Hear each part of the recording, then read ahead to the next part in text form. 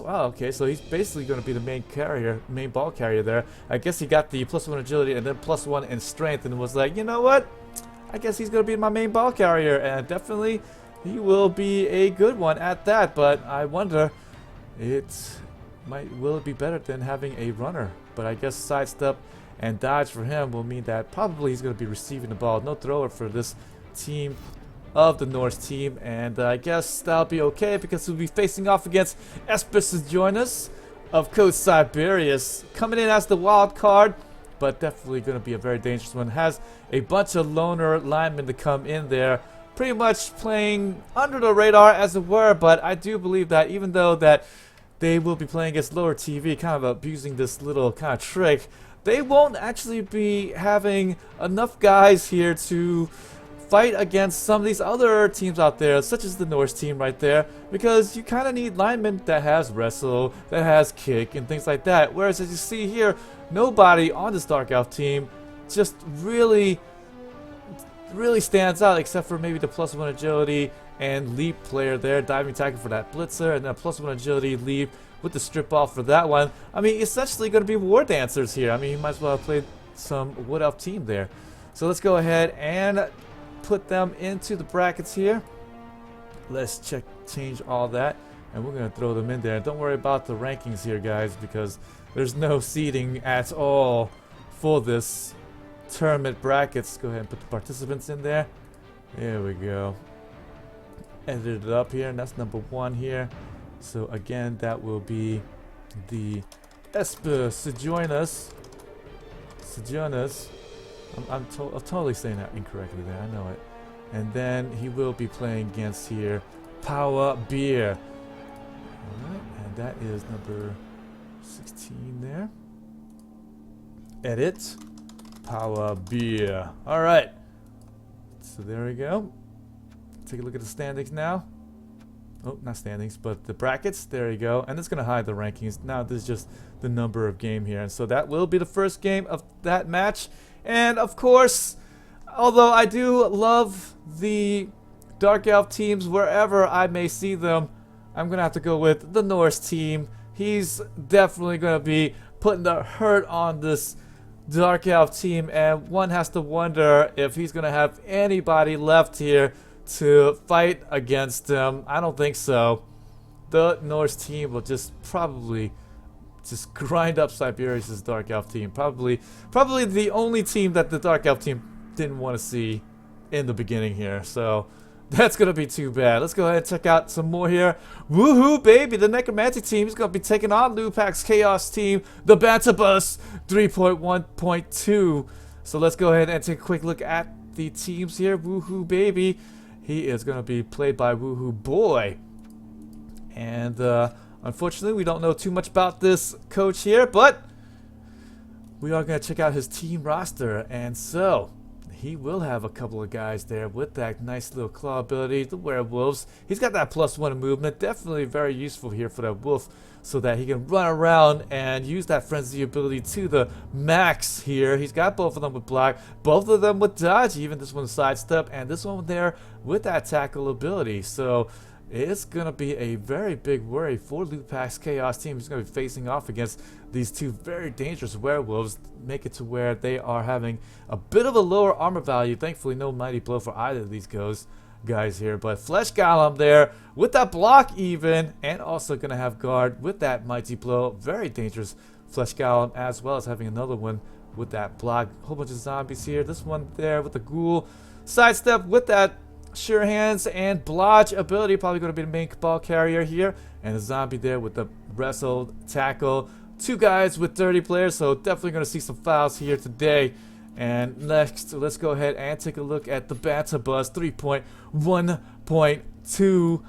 And it will be Lupax 22, and you guys know him. You guys definitely love him. Hey, you know, he's a pretty good coach, I'd say. And he will have a bunch of guys here, very dangerous. +1 in agility with that +1 in strength. Sure Hands, and he's even going to have a couple of heads there with that mutation. +1 dodge rolls to his little beast man, so probably going to be the main ball carrier there. More than likely, I'd say. He does have a very dangerous one, and also loads of mighty blow. This one's got that claw ability with that mighty blow. So definitely going to try to be a crippling team this time. And he does have that Beastman here with Frenzy and with Juggernaut to boot. So Blodge, Beastman right there. Also a Beastman there with Block and Guard. So a bit of an interesting note though. No Minotaur this time, but perhaps a little bit later on. Perhaps. 3 rerolls, 1 Apothecary, and definitely I do like and see the Chaos team. He should be able to maybe take that one away. But let me go ahead and take a quick look again at Woohoo Baby's Necromantic team. Now, I don't know how he plays or anything like that, but we do know how Mr. Lupak plays, and so, ooh, I really like this werewolf team here. I mean, not werewolves, but definitely these werewolves on this squad here. And Dirty Players, boy, if he plays the way I think he's going to play, he might actually be able to take this one away. And he has already played against one of the teams there. He's actually played against Powerbeard, the Royal Eat Mint, and some of these teams have already made it to the playoffs here. So, and he's actually lost pretty badly against them. Even this guy right there, he lost to the human team there. So I'm not actually too optimistic about Woohoo Baby's chances here because he's lost against a lot of the other playoff teams here. So let's go ahead and choose Lupak to take that one away. And let's go ahead and assign the brackets to these little gentlemen. I was about to say ladies and gentlemen, but these gentlemen here. Well, it could be a lady. I don't know. But I don't know. I don't know. I don't know anything. Number 8. And let's go ahead and do it. Alright. The Banter Bus. 3.1.2. And he'll be facing off here against, let's see here. What's his name again? It is going to be Woohoo Baby. So let's go ahead and put that one in. Oh, still got the cap black on. Woohoo Baby. And with the exclamation point. There we go. And now we will check out the brackets, and there it is. They will be playing here, and whoever is going to be winning there will play against the winner of the Esper Sojourners and the Power Beer. Next up here, let's go ahead and change out the camera.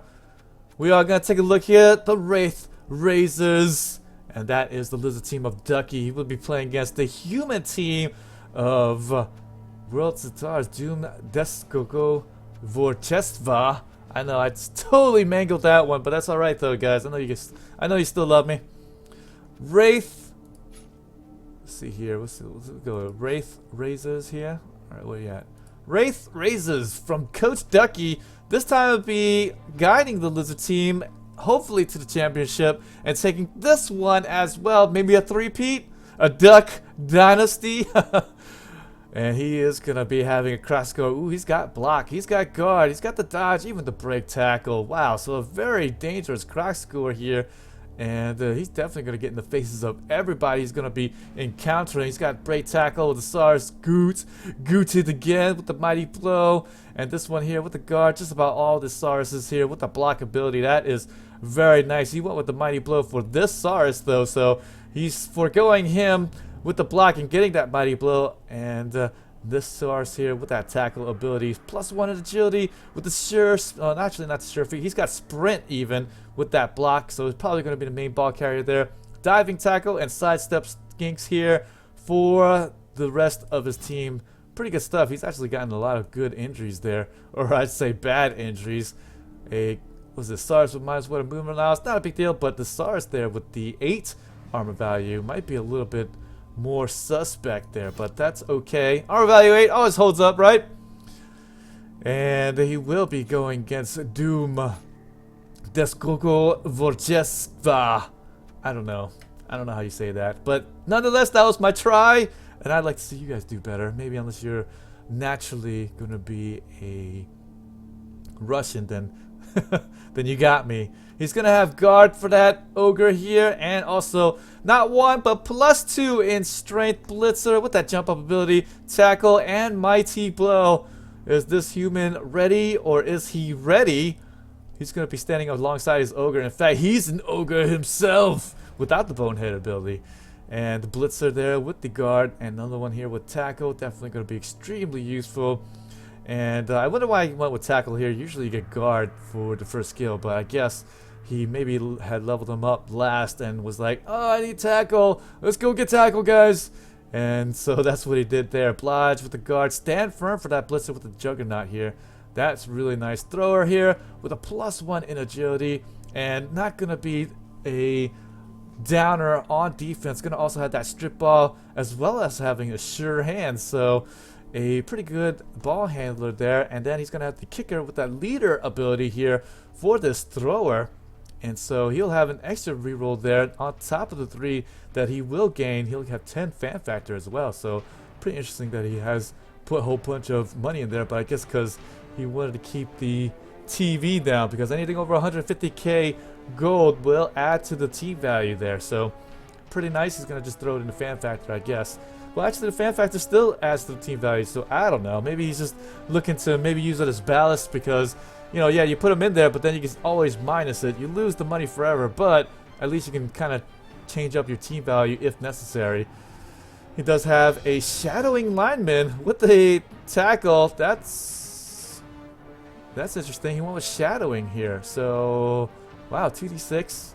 And you kind of need a lot of movement allowance for that to kind of work out for your favor, but definitely he's going to have shadowing. That's a very interesting ability to go with, and I kind of hope that works out for him, but I don't know. I almost feel like he probably went with something a little bit better than shadowing.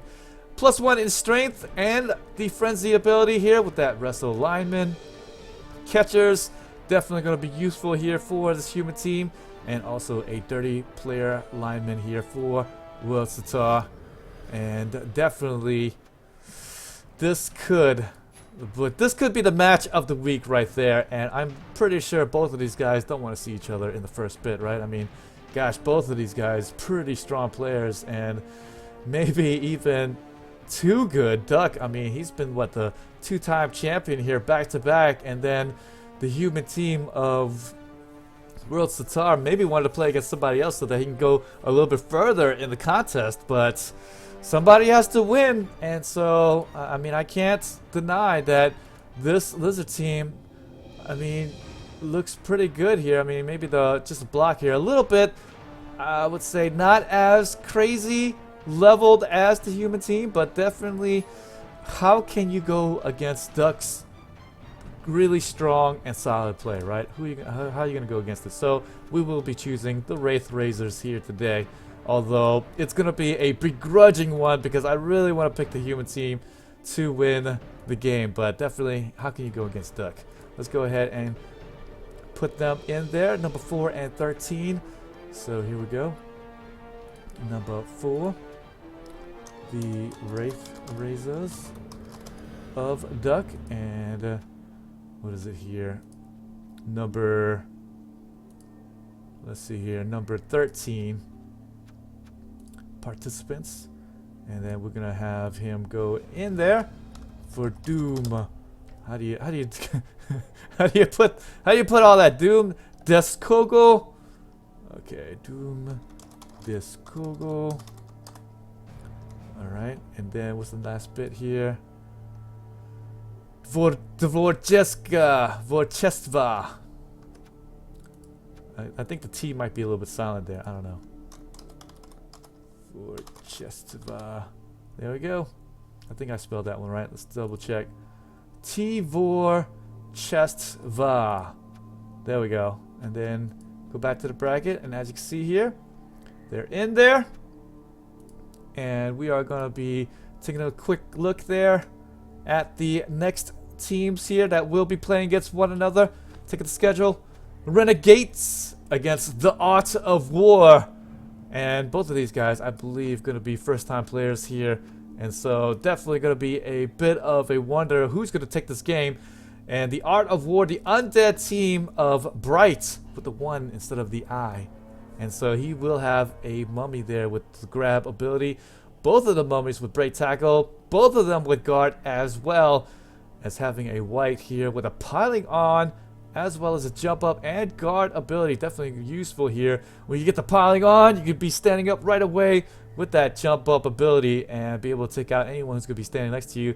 Loads of guys here with tackle, so definitely going to be ready for tackling anyone who might be getting in his way. And let's see here, the school with the wrestle and the tackle ability here. Who's going to be his main ball carrier here? Looks like it's going to be this guy there. Oh man, +2 in movement allowance, as well as the blodge and sure hands. So this guy can move the ball there pretty fast, I'd say. Probably just going to be missing sidestep, really. Might be the next little level up that he takes for him, in fact. And he is going to be waiting for a level up. So we don't know what the heck this ball carrier is going to go with. It might actually be a doubles on the dice. So he might even think about taking pass or something like that. That's quite viable here. He's got this school there with the kick, tackle, and the wrestle dodge there. And he does have a injury here. Must be a niggling injury. Yes, it is. So -1 to any subsequent injury roll on him. Dirty player zombie. So pretty much a full roster for his guy there. 3 team rows with a bunch of fan factor on his side as well. And here he will be playing against the the Renegades. The Renegades. The Renegades. Oh man, I don't know here. I guess he will.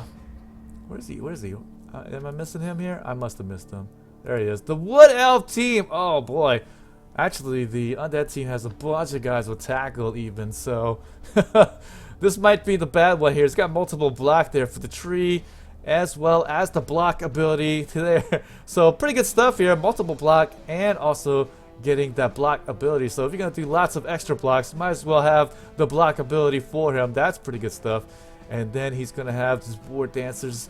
One of them +1 in movement allowance, sidestep here, as well as having another one with tackles. And also going to go with the strip ball with the dauntless ability for this war dancer. And then the catcher here, he will have a sure feet and the sprint ability there. Well, actually, I think he begins with sprint. So he got the sure feet there with the sidestep and dauntless. So a pretty interesting group here. Not too crazily leveled up, but definitely a very threatening. I mean, anytime a Wood Elf is on the pitch, they can pretty much win the game by themselves. But I do believe the Undead team, they are ready. They are definitely ready to counter this. Loads of guys with that tackle. He needs to get the hurt on with the piling on and mighty blow guy right there. So I do believe I like the art of war. Sun Tzu, you definitely know how to work it, baby. What is it they say? 60-70% of this tactics is still viable today, written in that damn little book in the ancient ages, basically. Oh man, it's just crazy. Number 5 and 12, let's go ahead and put them in there. The art of war. Let's see, let's make sure that he didn't have anything here. It's all in lowercase, but whatever. I'm gonna put it on in capital letters here. Number 5. And then number 12. Let's go back to number 12 here. And edit up that one, and he will be playing against the Renegades. Renegades. Renegades. Here we go. And they're the standing, and they will be not standings, the bracket. That's what we want to see. So whoever's going to be winning from there will be facing up against a mountain of either Worlds of Stars Human Team or Ducks Lizard Man Team. I'm sure at this point you probably want to maybe play against a human team, but I don't know, that human team, boy. They look like they're going to wreck some faces. That's all I'm going to say about that. Let's go ahead and take a look at the schedule there. And then next here, Knights of the Storm versus El Paravaz. Paravaz. Is that how you say that? Knights of the Storm. Here. Oh, man. He will be... Let's see here. Knights of the Storm. Okay, so both of these guys, I believe, also new to the tournament. El Paravaz, he's going to be the high elf team of Ringtail. And look at that. Did we roll high or did we roll high? +1 in move allowance for this catcher, +1 in agility, as well as also a +1 move allowance catcher here with another catcher there with +1 in strength. The other one there with +1 strength and +1 agility with the mighty blow catcher. Definitely a very dangerous crew here for this high elf team, and you know they just need a few skills, and that's all they need to get going there. Linemen's here, ready to rock their faces, and leader for this throw. So gonna start off with 4 rerolls here. Don't want to get Nuffled too badly there, but blitzers, catchers, loads of catchers. Man, these catchers are so crazy. 5 agility. I mean, heck, they're just probably missing leap at this point. I'm a little surprised that they didn't get leap. That would make them even more dangerous, right? I mean, why not? Does have lots of plus with a move. I mean, they can definitely score it at the drop of a hat, and I wonder how they actually play their matches here. As you can see, they lost their last one, but I mean, 2-1, lost another one there. Actually dropped a whole bunch before coming into this tournament there, but 3-2 for that one there. 3-0. So I mean, he's winning them 3-0, 3-1, 4-0. So does this guy love to score? I bet you he does. Actually lost to the Art of War earlier. So as you can see there, against another playoff caliber team, you kind of see that he had lost it. So that's a little bit of an alarming, a little bit of an alarm there, alarm bells there for anyone watching out there. And so let's go ahead and take a look here at the other team. Knights of the Storm there. Let's see where they're at here. Knights of the Storm. Here you go. The Bretonian team of Autumn. And not to be confused with the season, it's going to be Autumn. And he'll be missing a blitzer for this match. Ooh, it's going to be a big one there. This sure hand sidestep mighty blow blitzer even. So, boy, you talk about the one that's going to be main ball carrying for you guys. That's it right here. And he won't be in the match for this team. That's a big one. Blitzers all on the line there. Pretty good stuff. He's going to dodge. I think that's the normal skill ups now. Now that the Knights all have that access to that agility skill, it's almost a must to have these dodge, and then 1 or 2 of them to take the side step. This one's got the diving tackle. This one's got the tackle, and also the leader ability for that man there. Russell with the guard. Definitely these blockers pretty much always going to take the guard ability and mighty blow. And then whenever you see these linemen level up, most likely going to get 30 player. And then if they get too much in level, usually you might see them get dropped. You don't want them to level up too much and bloat your team. But he will be down a very important knight, and so with that, I think I might actually have to take on and pick. Let's see here, El Paravaz there. El Paravaz?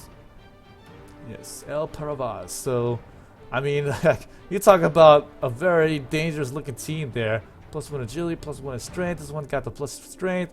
I mean, how can you deny this? How can you deny this? I love this team. I think maybe the only difference here, 2170 is his team value. Knights of the Storm, though, 1390. So lots of inducements for him. Might be able to close the gap there with star players. And what else? He could get wizards, bribes here. He does have guys with 30 players, so definitely can close the gap, but want us to wonder by how much. So definitely El Paravaz has my vote to win this match. So let's go ahead and jump here, number 215 here for these guys. Alright, and it'll be El Paravaz. Is that it? Is that how you spell it? Oh man. L, yep, 2 O's at the end and then the A at the front. So that's what I got. And then after that, we are going to go and take a look at, let's see here, the other team here, Knights of the Storm. And let's take a look here. It's going to be number 15, Knights of the Storm, for this bracket here. Knights of the Storm. There we go. Save that up. And that is it here for that bracket. Next up, let's take a look at the season. As we see here, Nagaroth Malefactors, the Dark Elf team. Coach Anarian, he's going to be taking on the Nasty Claws of the Skaven team. And, boy, Anarian going to be playing that Dark Elf team. I believe he wanted to take his Wood Elf team, but unfortunately, we didn't get word in time. So we started this puppy up, sent out the invites, and there you have it. Nagaroth Malefactors. And as you can see there, pretty dangerous Dark Elf team. And I gotta be rooting for one Dark Elf team. It might as well be Anarian there. He's got the Assassin to boot. Oh man, pretty much a miracle working there. +1 in agility for that Blitzer with the Fend. Man, he loves Fends for his elves, I'll tell you that much. +1 in strength with the sidestep Blitzer here. Sidestep from that one there for another Fend. So you talk about trying to keep his guys alive. There you go. And leap with the +1 agility. Mighty blow for that Witch Elf. And then this Witch Elf with the wrestle and the strip ball is pretty much the ball hawk here for the team. You definitely need one of those guys. And then also the runner. He's going to have sure hands with that dodge. And then a kick runner for that man there. Another lineman there with the blodge. And also sidestep. But -1 in movement allowance. I guess not too bad, but still. -1 in arm value for this blodge lineman there as well. So a pretty good looking team, I'd say. A bunch of guys there with a whole bunch of stat ups for him. And a pretty good dangerous one as well. And he will be facing off against a newish coach here. The Skaven team. Nasty Claws. 120-able. I don't know what this whole little line there is all about. But definitely he's a dangerous one there with that gutter runner. +1 in movement allowance. He can make the touchdown without 2. Look, he's even got sprint and sure feet. He doesn't even need a push. He could just make the touchdowns. That's probably what's going on here. That's why he's got 66 SPP there for his gutter runner, because he's basically just making touchdowns at the drop of a hat. No need for anything. Wow, I think if you're playing against his gutter runner, you almost have to foul, kill, and maim that guy right there, because if you don't, you're gonna have to be going up against a 1 touchdown any second of any moment of any day. Holy crap. Diving tackle for these gutter runners with the sidestep ability, and also a strip ball for that gutter runner. So you talk about who's going to be getting the touchdowns. It's going to be this guy there. These other guys are just going to be trying to get the ball away from the other team. Storm Vermin's not too leveled up there. It's got a Mighty Blow piling on with the Frenzy for this Storm Vermin. So that'll be nice. And everybody else, pretty much a non-factor there. They got injuries here, niggling injury there. -1 movement allowance here as well. So Nasty Claws all about that gutter runner, but I think too many eggs in one basket. If you go and pretty much take out that one gutter runner, that's it. And I do believe that might be what the Dark Elf team of Narian's going to have to do here. Just go and phase him out and use your Mighty Blow Witch Elf and take him out every chance you get. No tackle for his guys though, so it's going to be a little bit more difficult. He does have this Blitzer there with the tackle and these 2 Blitzers, but I don't know. Definitely needs to get these guys going here. Oh, he does have the Mighty Blow and the tackle. So this guy here, Rib Bear, your task is to take out that gutter runner, and definitely no bias or anything like that. I definitely do like the Dark Elf team here of Anarian. So let's go back to the braskets. Let's go ahead and go back here, number 7 and 10 here, and let's go ahead and put these guys in there. And let's take a look again here. Nagaroth Malefactors. Nagaroth. Oh crap. I forgot how to spell Nagaroth. It's with the A, right? Yeah. A-R-O-T-H. Malefactors. And it will be facing off against that 10. And it will be Nasty Claws. Nasty Claws. It's, you know, they just need to clean the nails underneath or something. That's all they need to do. Get the standings here, or bracket. There we go. And then last 2 games upcoming there. Let's take a look here at the schedule, and we're gonna see the Royal Eatman Orc team taking on Moldripsters. Stay Dwarf-tastics. And hey boy, if you've seen this dwarf team and you're about to, it is, holy crap, a very dangerous one there. Royal Eatman though is going to have his first time showing there, a large stud, and they're going to be making large studs because that Dwarf-tastic team, oh boy, this is going to be a big bash fight. And luckily though, the Orc teams might be up for the challenge. +1 in strength, +1 in movement allowance Blitzer with that Mighty Blow ability piling on. Oh man, so nice to get these 2 guys here. 2 guys there also with that 30 player and another blitzer there with the blodge and guard. So one also has to kind of wonder who is his main ball carrier. Normally you kind of see a thrower there to do the main ball carrying, but I do believe it's probably going to be one of these guys there with the blodge that's going to be carrying the ball. But definitely without that thrower to maybe give them a little bit of a edge there on offense might be a very difficult one, especially against a very crazy and dangerous dwarf team of Muldripster. And let's go ahead and find him. Did I pass him up? I know I did. Here we go. This dwarf team, Muldripster. Oh my goodness, he's got guard for all of his Longbeard as per the usual. Stand firm for these two guys. Mighty blow for that one. Kickoff return for that runner there with the leader. Kick with the tackle. +2 and movement allowance. That's really nice there for the offense of this dwarven team. The biggest reason why they usually lose any game is because they simply just get outmaneuvered on the pitch. But with the runners there that can actually keep up, that'd be really great. He's even got a +1 movement allowance Longbeard right there as well. So hey, if you're going to think about escaping, you better be thinking twice.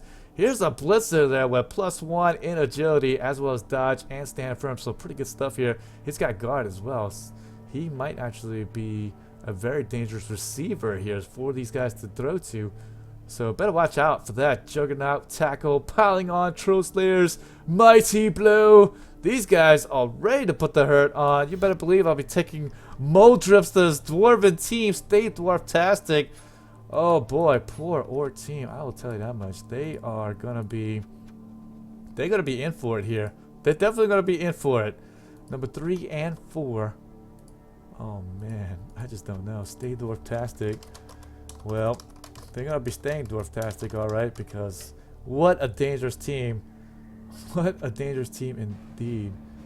3 and 4 team. The Royal Eat Mint. I like the name. I really do. The Royal Eat Mint S3.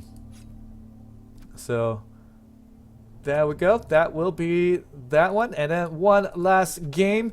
The Best Figure Tribute Band Nurgle team taking on Fight Fire with Wood, a Wood Elf team. And here we go.